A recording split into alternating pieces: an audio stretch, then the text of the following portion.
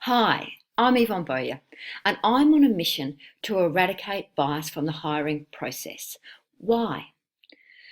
So your business can filter and find the right employees. Finding the right talent for vacant roles has never been so important. What's the first thing you do when you receive applications for a vacant role? You read the resume, right? Wrong.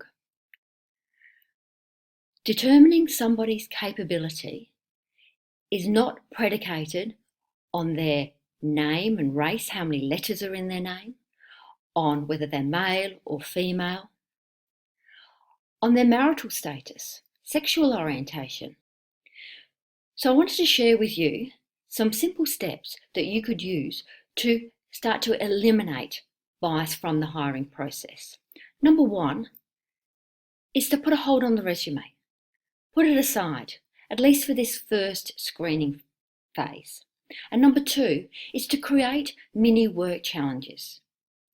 And by this, we're getting candidates to demonstrate or to show us how capable they are to perform the role, and not simply just to tell us how capable they are to perform the role through a piece of paper, such as a resume.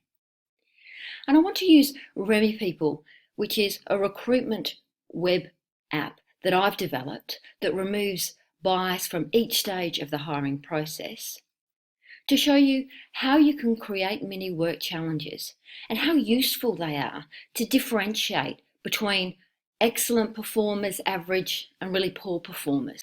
So here we are within Remy People, and here's an example of a mini work challenge for a car sales role. So the question is, a guest is due to receive delivery of a new vehicle the day she returns from an overseas trip. However, you've just found out that her vehicle will not be ready for delivery as you've made an error. You can only contact her by email, and the activity is to draft an email response to her. Here is an example of a top performing candidate who actually scored 9 out of 10 by the recruiter score for their answer to this question, and I want to read it through to you. Good morning, Anne. Hoping this finds you well and you're having an enjoyable trip. Firstly, must apologise for a small setback. We had your vehicle booked in for you to pick up on your return.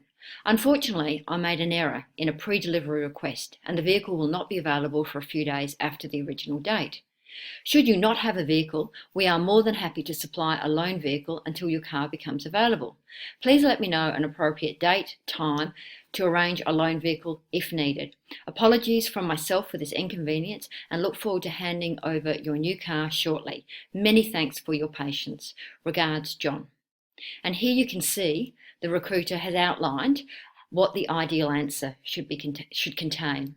So this answer by this candidate scores a 9 because the candidate is offering a solution, some sort of compensation. The candidate shows empathy. The spelling is good. It's grammatically correct. It has warmth.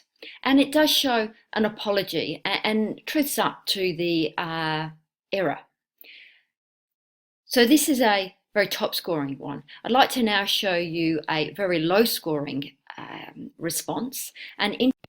So here we have a response from another candidate, which is at the other extreme. So we just saw one that was very professionally done, and this one here we probably give a 0 out of 10. The response is, Klaus never did mistake for delivery.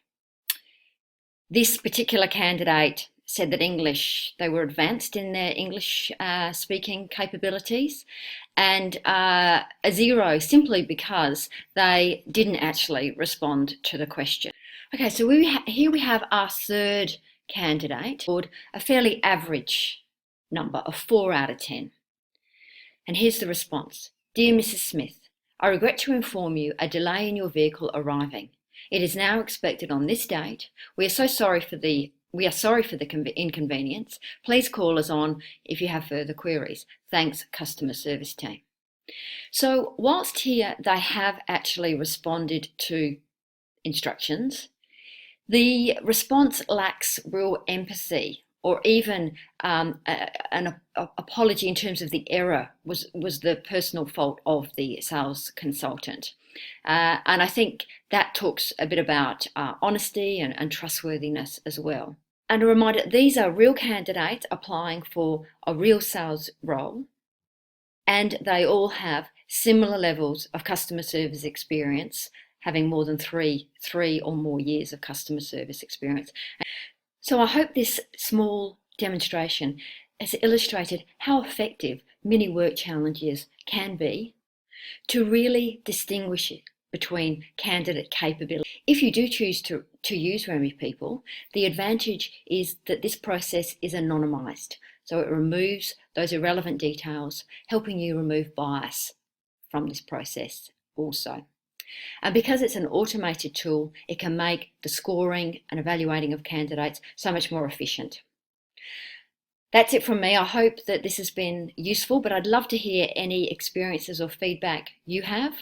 Please message me or comment on. Say thank you so much for watching.